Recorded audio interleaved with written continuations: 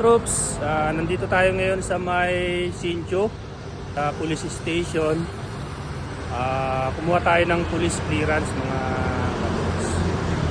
Ito yung war gym, nandiyan yung police train station ng Sincho. Ito yung papuntang simbahan.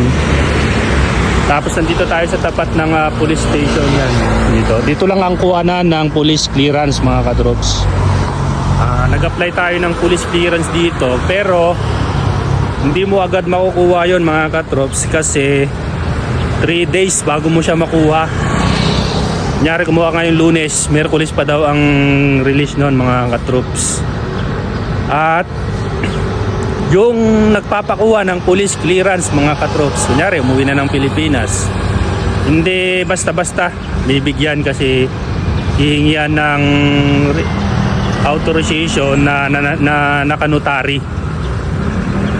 Hindi bibigyan, kailangan may authorization na nakanotary. Tayo ngayon sa may kuhanan ng police clearance. Fill up lang kayo ng form. Hindi kasi ito pwedeng ipakita sa video. Personal info to Fill up lang kayo ng pangalan. Mababasa nyo naman kasi may English siya. May English. Tapos pipila lang tayo doon. Yan. Madali lang. May mag-a-assist naman. May mag-a-assist dito. Kano ang police clearance mga katrops? Nasa pagkadalawang copy, nasa 110 NT lang mga katrops. Yun mga katrops. Tapos yung gusto namang magpakuha na nasa Taiwan mga katrops ay ang kailangan lang ay yung original ARC saka passport. Yan, pwede kayong magpakuha kung nandito pa kayo. Kasi kailangan yung original na ARC.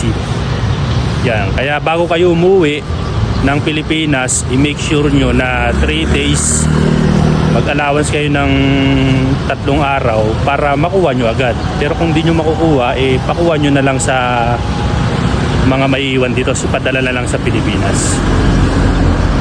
Yan. Maraming salamat mga katrop. Sana nakatulong ito sa inyong video na to. Yan, nandito lang yung police clearance. Kung nakatulong, pakishare sa mga kababayan natin. Kita-kits ulit sa ating panibagong vlog. Peace out.